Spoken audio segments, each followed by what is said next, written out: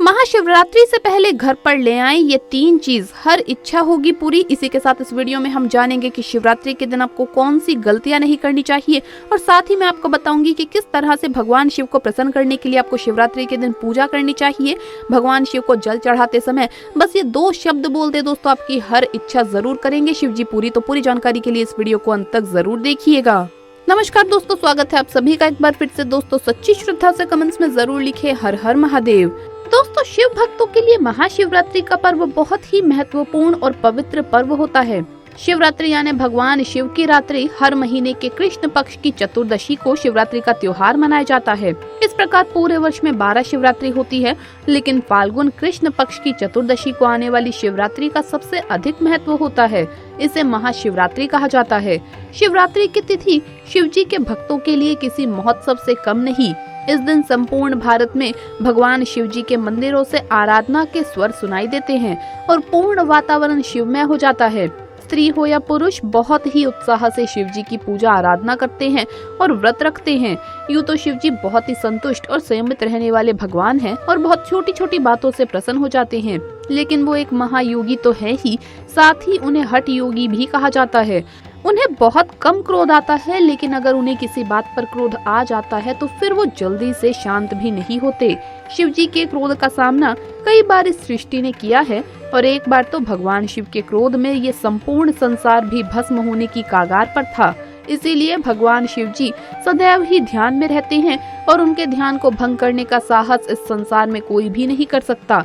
इसीलिए हमारे शास्त्रों में भगवान शिव को प्रसन्न करने के लिए, उनकी पूजा अर्चना करने के लिए महत्वपूर्ण नियम बताए गए हैं, जिससे शिव जी आप पर क्रोधित न हो। महाशिवरात्रि भी शिव जी का खास त्योहार है, तो अगर आप भी इस दिन भगवान शिव जी को प्रसन्न करना चाहते हैं तो महाशिवरात्रि आने से पहले या महाशिवरात्रि के दिन अपने घर पर ये 3 चीजें अवश्य ही लेकर आइए। दोस्तों शिव जी आपको मनोवांछित फल अवश्य ही प्रदान करेंगे, क्योंकि स्वयं महादेव ने कहा है कि जो भी भक्त मेरी इन प्रिय वस्तुओं को महाशिवरात्रि के दिन अपने घर पर लाता है वो मेरी कृपा को प्राप्त करता है। तो चलिए सबसे पहले जान लेते हैं उन चीजों के बारे में जिन्हें हमें घर पर अवश्य ही लेकर आना चाहिए, और इसी के साथ हम जानेंगे कि महाशिवरात्रि के दिन आपको क्या गलती भूल से भी नहीं करनी चाहिए। लेकिन उससे पहले आपसे रिक्वेस्ट है कि वीडियो को लाइक करें, अपने दोस्तों के साथ शेयर करें, और अगर आपने अभी तक चैनल को सब्सक्राइब नहीं किया तो सब्सक्राइब करके बेल आइकन जरूर प्रेस कर लें। दोस्तों इस वर्ष महाशिवरात्रि 1 मार्च यानी मंगलवार के दिन मनाई जाएगी। महाशिवरात्रि की अवधि 1 मार्च को प्रातः 3:16 से लेकर 2 मार्च के दिन सुबह 10 बजे तक रहेगी। इसीलिए आप महाशिवरात्रि आने से पहले ही अपने घर पर ये चीजें अवश्य ही लेकर आइए। सबसे पहली चीज है पारद शिवलिंग। पारद शिवलिंग का वास्तु शास्त्र में और शिव पुराण में भी बहुत अधिक महत्व बताया गया है। महाशिवरात्रि आने से पहले अगर आप पारद शिवलिंग लेकर आते हैं और उसे अपने घर की उत्तर दिशा में स्थापित करते हैं तो आपको जीवन में कभी भी धन धान्य की कमी नहीं होगी। दूसरी चीज, रुद्राक्ष से बना तोरण। महाशिवरात्रि आने से पहले ही अपने द्वार पर पंचमुखी रुद्राक्ष से बना एक तोरण अवश्य लगाएं। इससे आपके घर में अधिक मात्रा में शिव शक्ति का प्रवेश होगा और आपका जीवन सुख समृद्धि से भर जाएगा। लेकिन अगर आप तोरण नहीं लाना चाहते हैं तो कम से कम 1 रुद्राक्ष आप अपने घर पर इस दिन जरूर ले आइए, और वो 1 रुद्राक्ष आप अपने पूजा घर में स्थापित करें, तो इससे आपके ऊपर शिव जी की कृपा हमेशा रहती है। तीसरी चीज है दोस्तों नंदी जी की मूर्ति। अगर आपके घर में शिवलिंग है लेकिन शिवलिंग के सामने नंदी जी नहीं है तो महाशिवरात्रि आने से पहले आप अपने घर में एक नंदी जी की बैठी हुई छोटी सी मूर्ति अवश्य लेकर आएं और उसे शिवलिंग के सामने स्थापित करें। नंदी जी को शिव जी का वाहन माना जाता है और नंदी जी भक्तों द्वारा कही गई सभी मनोकामना भगवान शिव जी तक पहुंचाते हैं। इसीलिए महाशिवरात्रि से पहले नंदी जी की छोटी सी मूर्ति लाएं। आप चांदी की मूर्ति ला सकते हैं या फिर आप चाहें तो मिट्टी की मूर्ति भी ला सकते हैं। मिट्टी की मूर्तियाँ बहुत ही ज्यादा शुभ मानी जाती है। आप मूर्ति लेकर के आइए और अपने मंदिर में स्थापित करें।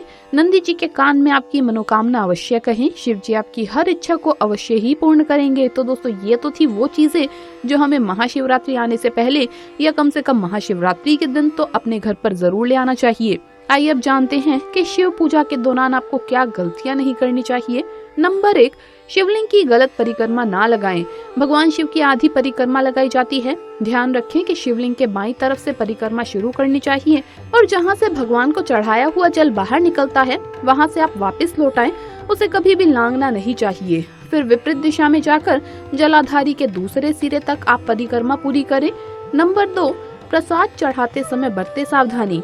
शिवलिंग पर प्रसाद चढ़ाते समय इस बात का ध्यान रखें कि शिवलिंग के ऊपर प्रसाद न रखें। माना जाता है कि शिवलिंग के ऊपर रखा गया प्रसाद ग्रहण नहीं होता, जिससे पूजा अधूरी मानी जाती है। नंबर 3, शिव की पूजा में शंख का प्रयोग नहीं होता। मान्यता है कि शिव की पूजा में शंख का प्रयोग अच्छा नहीं माना जाता।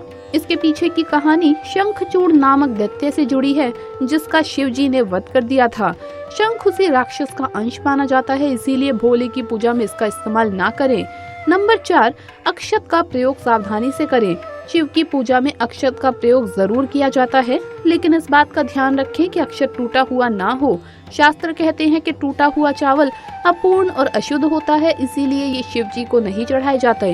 दोस्तों, तुलसी का प्रयोग भी शिव पूजा में नहीं करना चाहिए। शिव की पूजा में तुलसी का प्रयोग कभी भी ना करें। पौराणिक मान्यताओं के अनुसार भगवान शिव ने वृंदा के पति जलंधर का वध किया था।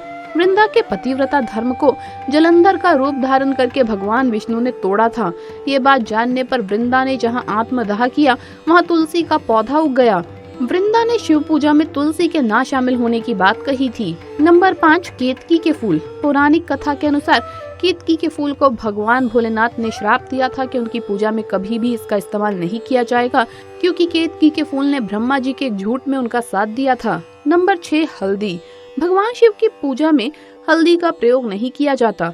हल्दी का सौंदर्य प्रसादन में भी एक स्थान है और शिवलिंग पुरुषत्व का प्रतीक है, इसीलिए भोलेनाथ को हल्दी अर्पित नहीं की जाती।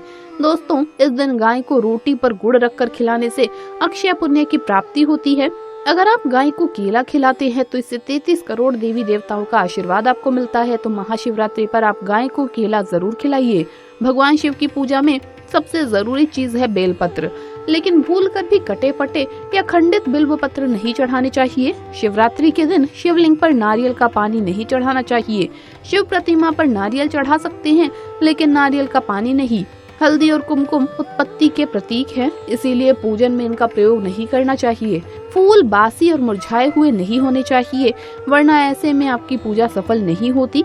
तो हमेशा ताजे फूल ही आपको भगवान भोलेनाथ को चढ़ाने चाहिए, या किसी भी पूजा में भी आपको कभी भी बासी फूल या मुरझाए हुए फूल नहीं इस्तेमाल करने चाहिए।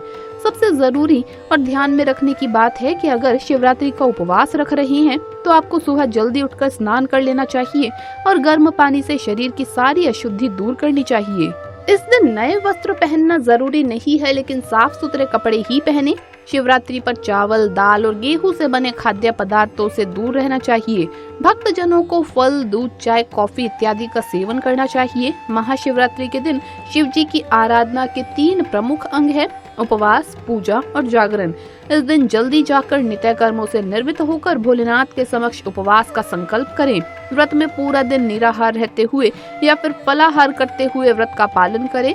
पूरे विधि विधान से दिन में और रात्रि में शिव जी की पूजा करते रहें और रात्रि में भोजन, कीर्तन, हवन करते हुए जागरण करें। शिव जी की पूजा में अन्य पूजा सामग्रियों के साथ शिव जी का अत्यंत प्रिय बेलपत्र, धतूरा, सफेद फूल, रुद्रमाला और विशेष रूप से भांग चढ़ाई जाती है। और गंगा जल में दूध, दही, शहद, घी और गोमूत्र मिलाकर आपको भगवान शिव का अभिषेक करना चाहिए।